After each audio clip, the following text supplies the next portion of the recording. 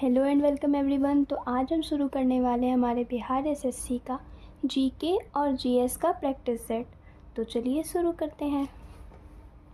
First question इसमें हमारा क्या है? फर्स्ट क्वेश्चन है कि कौन सा अधिनियम प्रतिनिधित्व लोकतंत्र को भागीदारी लोकतंत्र में बदलता है, जिससे ज़मीनी स्तर पर लोकतांत्रिक संस्थाओं के विकास में एक महत्वपूर्ण कदम माना जाता है। कौन सा ऐसा अधिनियम है जो प्रतिनिधि लोकतंत्र को सच में भागीदारी लोकतंत्र में बदलता है, जिसमें ज़मीनी स्तर पर लोकतांत्रिक संस्थाओं में विकास होता है? तो प्रतिनिधि लोकतंत्र को वास्तविक में भागीदारी लोकतंत्र में बदलने वाला अधिनियम है हमारा 73वां संविधान संशोधन अधिनियम। 73वां संविधान संशोधन अधिनियम से ही क्या जोड़ा गया था, कब हुआ था? सबसे पहली बात तो ये तो 1992 में हुआ था ये अधिनियम, 1992 में हुआ था। और इससे जोड़ा क्या गया था? इससे पंचायती राज लाया गया था, पंचायत को लाया गया था, जिस वजह से ये भागीदारी लोकतंत्र में बदलाया गया और ज़मीनी स्तर पर लोकतांत्रिक संस्थाओं का विकास हुआ। पंचायत आया तो ज़मीनी स्तर पे हुआ। और भी ऑप्शंस को देख लेते हैं। 42वां संविधान संशोधन को क्या हुआ था, कब हुआ था? ये 1976 में हुआ था। और इसको हम लोग क्या कहते हैं? इसको मिनी कॉन्स्टिट्यूशन भी कहा जाता है। प्रस्तावना में संशोधन इसी के तहत हुआ था। 52वां संविधान संशोधन 52th कॉन्स्टिट्यूशनल अमेंडमेंट कब हुआ था? ये 1985 में हुआ था। इसमें क्या हुआ था? 52th कॉन्स्टिट्यूशनल अमेंडमेंट में दल बदल के विरुद्ध लाया गया था ये अधिनियम संशोधन। 61th कॉन्स्टिट्यूशनल अमेंडमेंट क्या हुआ था? राजीव गांधी इस समय प्रधानमंत्री थे, वोट देने की उम्र को 21 से घटाकर 18 वर्ष कर दिया गया था। चलिए सेकंड क्वेश्चन की तरफ बढ़ते हैं। सर्व शिक्षा अभियान का उद्देश्य कितने वर्षों के आयु वर्ग के सभी बच्चों के लिए उपयोगी और प्रासंगिक प्रारंभिक शिक्षा प्रदान करना है? तो सर्व शिक्षा अभियान शुरू किनके द्वारा किया गया था? अटल बिहारी वाजपेयी जी की सरकार थी, उस समय शुरू किया गया था। और 6 से 14 वर्ष के सभी बच्चों के लिए उपयोगी और प्रशासनिक मुफ्त शिक्षा प्रदान करना था। कौन से आर्टिकल में है ये? आर्टिकल नंबर 21A में है। किसके द्वारा जोड़ा गया था? तो 42th कॉन्स्टिट्यूशनल अमेंडमेंट। विश्व स्वास्थ्य दिवस मनाया जाता है। विश्व स्वास्थ्य दिवस कब मनाते हैं? विश्व स्वास्थ्य दिवस 7 अप्रैल को मनाया जाता है। 2011 की जनगणना के अनुसार, क्यों 7 अप्रैल को? क्योंकि इस दिन WHO की स्थापना हुई थी, वर्ल्ड हेल्थ ऑर्गेनाइजेशन। 2011 की जनगणना के अनुसार भारत की साक्षरता दर कितनी थी? तो 2011 की जनगणना के अनुसार भारत की साक्षरता दर 74% थी। 2011 की जनगणना के अनुसार भारत की साक्षरता दर 74% थी। निम्नलिखित में से कौन सा सुमेलित नहीं है? रूस, ये क्या दिया? वेस्ट कंट्री है और उसका कैपिटल, रूस का कैपिटल मॉस्को, बिल्कुल सही बात है। कनाडा का कैपिटल ओटावा, सही बात है। ऑस्ट्रेलिया का कैनबरा, बिल्कुल सही है। गलत क्या है? चीन का शंघाई नहीं है, चीन की कैपिटल बीजिंग है, तो ये रॉन्ग है हमारा। पटना में प्रकाशित होने वाला प्रथम अंग्रेजी अखबार कौन सा था? तो पटना में सबसे पहला अंग्रेजी अखबार जो प्रकाशित हुआ था वो था द बिहार हेराल्ड। ठीक है।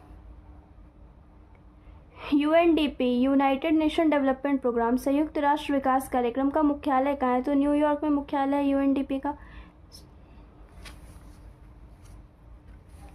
नेक्स्ट क्वेश्चन देखते हैं। सिंधु घाटी सभ्यता के लोग पूजा करते थे। सिंधु घाटी सभ्यता के लोग किनकी पूजा करते थे? तो पशुपति शिव की पूजा करते थे और मातृ देवी की। बिग बैंग सिद्धांत में किसकी व्याख्या करता है? बिग बैंग सिद्धांत से हमें किसकी व्याख्या का पता चलता है? तो ब्रह्मांड का उद्भव, ब्रह्मांड बना कैसे था? बिग बैंग सिद्धांत को देने वाले कौन थे? बेल्जियम के एक खगोलविद और पादरी थे। कौन थे? लेमेंटियर, जॉर्ज लेमेंटियर, उन्होंने ही दिया था बिग बैंग सिद्धांत। ठीक है। और इसमें बताया क्या? इसमें बताया कि हमारा जो पूरा का पूरा ब्रह्मांड वो एक छोटे से बिंदु में था और इस छोटे से बिंदु में क्या हुआ? ब्लास्ट हुआ। और जब ब्लास्ट हुआ तो उससे हमारा पूरा यूनिवर्स बना और ये यूनिवर्स लगातार एक्सपैंड कर रहा है, लगातार फैलते जा रहा है। ठीक है। ये हमारा बिग बैंग सिद्धांत दिया गया था जॉर्ज लेमेंटेरे के द्वारा। किसके उद्भव का व्याख्या करते हैं? तो ब्रह्मांड के उद्भव का। Moving on to question number 10। Bharat की खोज पुस्तक किसने लिखी थी? भारत की खोज, डिस्कवरी ऑफ इंडिया पुस्तक किसने लिखी थी? तो जवाहरलाल नेहरू ने। निम्नलिखित में से किसको सम्राट अशोक ने बौद्ध धर्म के प्रचार के लिए श्रीलंका भेजा था? सम्राट अशोक के समय में कौन सी बौद्ध संगीति हुई थी? सम्राट अशोक के समय में तीसरी बौद्ध संगीति हुई थी और इसी समय तीसरी बौद्ध संगीति के समय ही सम्राट अशोक ने विदेशों में भी बौद्ध धर्म का प्रचार करना चाहा और इसलिए अपने बेटे और बेटा महेंद्र, बेटी संघमित्रा को कहाँ भेजा? श्रीलंका भेजा। बिहार राज्य में कितने मंडल है? तो बिहार राज्य में मंडल बोलो या प्रमंडल बोलो, टोटल 9 है। निम्नलिखित में से कौन सा संविधान का अनुच्छेद पंचायत की अवधि को परिभाषित करता है? पंचायत की अवधि 243E में, पंचायत की अवधि हमें 243E से पता चलती है। क्वेश्चन नंबर 14, उपराष्ट्रपति का मुख्य कार्य क्या है? तो उपराष्ट्रपति का मेन जो काम होता है वो होता है राज्यसभा के सभापति के रूप में काम करना, राज्यसभा के बैठक का सभापतित्व करना। हाँ, अगर प्रेसिडेंट प्रेजेंट नहीं है तब वाइस प्रेसिडेंट यानी कि उपराष्ट्रपति क्या करता है? प्रेसिडेंट का भी काम करता है, कार्यवाहक राष्ट्रपति के रूप में काम करता है और साथ साथ राज्यसभा के सभापतित्व का भी काम करता है। लेकिन ऐसे इसका मेन फंक्शन राज्यसभा का सभापतित्व करना ही है। नेक्स्ट क्वेश्चन देखते हैं 15th नंबर। निम्नलिखित में से कौन every vote counts the story of India election पुस्तक के लेखक है? Every votes counts the story of India's election के पुस्तक के लेखक कौन है? तो नवीन चावला है लेखक। नेक्स्ट क्वेश्चन, राष्ट्रीय विकास परिषद का मुख्य संबंध होता है? राष्ट्रीय विकास परिषद का मुख्य संबंध किससे होता है? तो योजनाओं के अनुमोदन से होता है। नेक्स्ट क्वेश्चन, भारत के किस पूर्व टेनिस खिलाड़ी को अंतर्राष्ट्रीय टेनिस हॉल ऑफ फेम द्वारा गोल्डन अचीवमेंट अवार्ड में सम्मानित किया गया? भारत के खिलाड़ी थे, टेनिस खिलाड़ी थे, पूर्व टेनिस खिलाड़ी थे। अंतर्राष्ट्रीय टेनिस हॉल ऑफ फेम के गोल्डन अचीवमेंट अवार्ड से सम्मानित किया गया किसे? विजय अमृतराज। विजय अमृतराज, क्वेश्चन इंपॉर्टेंट है, हमें याद रखना है। भारतीय मूल के खिलाड़ी थे, टेनिस के भारत के खिलाड़ी, पूर्व टेनिस खिलाड़ी, भारतीय मूल नहीं भारत के ही हैं, पूर्व टेनिस खिलाड़ी हैं जिनको अभी हाल ही में सम्मानित किया गया है। अंतर्राष्ट्रीय टेनिस हॉल ऑफ फेम के गोल्डन अचीवमेंट अवार्ड सम्मानित किया गया विजय अमृतराज जी को। ठीक है, नेक्स्ट क्वेश्चन देखते हैं। बिहार में मुख्यतः मिथिला और दरभंगा क्षेत्र में लगनी राग किस समय गाया जाता है? तो लगनी राग विवाह के समय गाया जाता है। ठीक है, टोटल 16 संस्कार होते हैं जिसमें विवाह संस्कार सबसे महत्वपूर्ण होता है और इसी में बिहार में गाया जाता है, मिथिला और दरभंगा में लगनी राग। निम्नलिखित में से कौन सा सुमेलित नहीं है? तो महावीर का जन्म कुंडग्राम में, बिल्कुल सही बात है। महावीर की मृत्यु पावापुरी में, सही बात। महावीर को ज्ञान प्राप्ति गया, नहीं, गलत बात है, यही है हमारा गलत बात। महावीर का सर्वाधिक प्रभाव वैशाली पे था, सही बात है। महावीर को ज्ञान की प्राप्ति कहाँ हुई थी? तो महावीर को ज्ञान की प्राप्ति हुई थी राजगीर में, ऋजुपालिका नदी के तट पर साल वृक्ष के नीचे। ठीक है, ये हमें याद रखना है, इम्पॉर्टेंट पॉइंट है।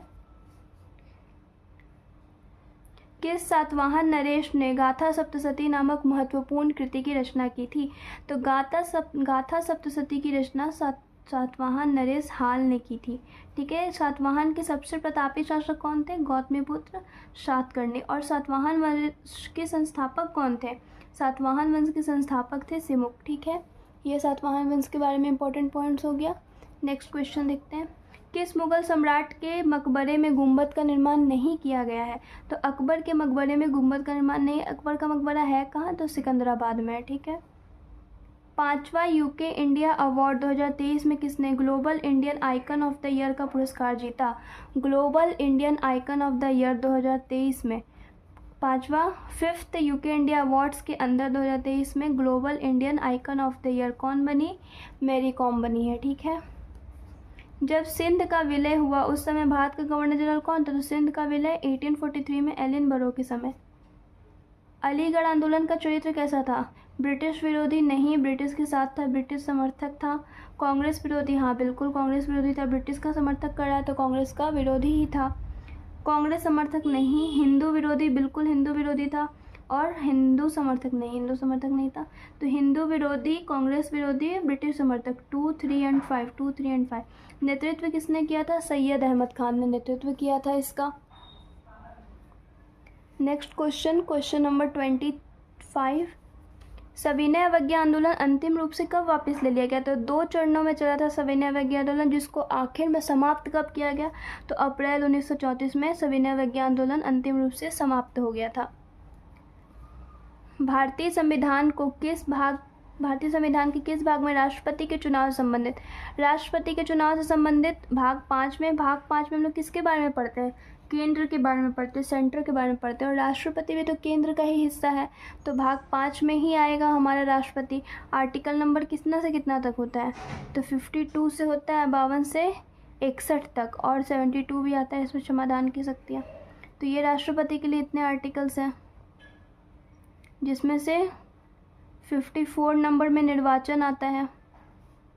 भाग 4 में क्या है, भाग 4 में हमारे पास है DPSP, और भाग 4 के क में है मौलिक कर्तव्य।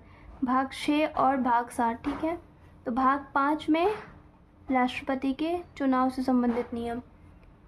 नेक्स्ट क्वेश्चन, संविधान के उपबंधों के तहत किस प्रकार से भारतीय नागरिक की नागरिकता समाप्त हो सकती है।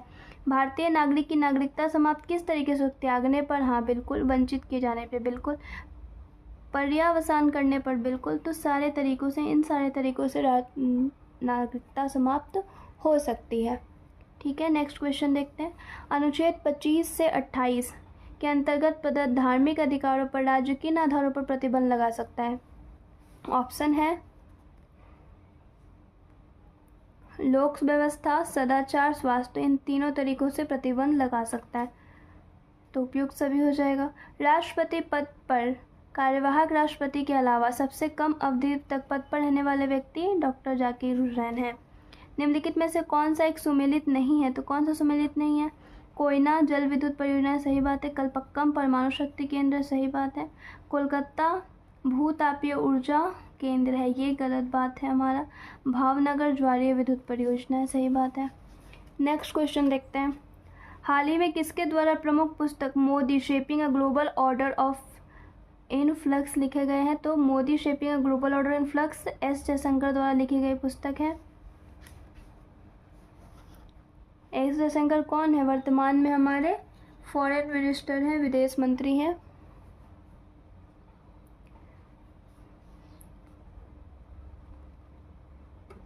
स्प्रूस, फर तथा पाइन के वृक्ष मुख्यतः किस प्रकार के वनों में पाए जाते हैं, टैगा वनों में पाए जाते हैं। स्प्रूस, फर और पाइन के वृक्ष टैगा वनों में पाए जाते हैं, ठीक है। नेक्स्ट क्वेश्चन देखते हैं, ऋग्वेद में श्लोक सविता से भी संबंधित है। सविता का अर्थ किस देवता से, सविता का अर्थ सूर्य देवता से है। और ऋग्वेद के तीसरे मंडल में, ऋग्वेद के तीसरे मंडल में हमें क्या है, ऋग्वेद के तीसरे मंडल में है सोम देवता, और ऋग्वेद के 9वें मंडल में है गायत्री मंत्र। ऋग्वेद का तीसरा मंडल, ऋग्वेद का तीसरा मंडल में है गायत्री मंत्र, और गायत्री मंत्र किसको समर्पित है, सूर्य देवता सावित्री को समर्पित है। तो सावित्री किससे संबंधित है, सावित्री या सविता सूर्य से संबंधित है, ठीक है। सावित्री या सविता सूर्य से संबंधित है, और इनके लिए ऋग्वेद के तीसरे मंडल में क्या है, गायत्री मंत्र है, और वो गायत्री मंत्र किनके द्वारा रचित है, विश्वामित्र के द्वारा रचित है, ठीक है। जुलाई 2023 में लंदन में आयोजित विंबलडन 2023 का आयोजन सबसे पहले कहाँ हुआ, तो विंबलडन 2023 का आयोजन हुआ है लंदन में, ठीक है। अब आगे बढ़ते हैं, किस टेनिस खिलाड़ी ने पुरुष एकल का खिताब जीता। इसमें किस टेनिस खिलाड़ी ने पुरुष एकल का खिताब जीत लिया, तो कार्लोस अल्कराज ने इसमें पुरुष वर्ग का एकल का खिताब जीता है, ठीक है। तो विंबलडन 2023 का आयोजन कहाँ हुआ, लंदन में हुआ। पुरुष में इनका खिताब जीतने वाले कौन है, कार्लोस अल्कराज है, ठीक है। नेक्स्ट क्वेश्चन देखते हैं, 35 नंबर क्वेश्चन, महाभारत के अनुसार कौरव सेना के निम्नलिखित सेनापतियों में कौन सा जीवित बचा था। कौन सा सेनापति जीवित बच गया था, तो अश्वत्थामा जीवित बच गया था। 23 अगस्त 2023 को लॉन्च चंद्रयान 3 का लैंडिंग साइट का नाम प्रधानमंत्री नरेंद्र मोदी द्वारा इसरो की टीम को संबोधित करने के लिए क्या रखा गया, शिव शक्ति पॉइंट रख दिया गया चंद्रयान 3 का लैंडिंग पॉइंट का नाम, ठीक है। 14 जुलाई को हमने इसे भेजा था, 14 जुलाई को भेजा था, 23 अगस्त को ये पहुंच गया था, 23 अगस्त को ये सक्सेसफुल लैंडिंग कर लिया। 23 अगस्त को हम लोग क्या बनाते हैं, नेशनल स्पेस डे बनाते हैं, राष्ट्रीय अंतरिक्ष दिवस मनाते हैं, ठीक है। ये हो गया विक्रम लैंडर, और प्रज्ञान रोवर का नाम है LVM 3rd M4 रॉकेट से लॉन्च किया गया था। ये सारी याद करने लायक महत्वपूर्ण बातें थी। अब आगे बढ़ते हैं।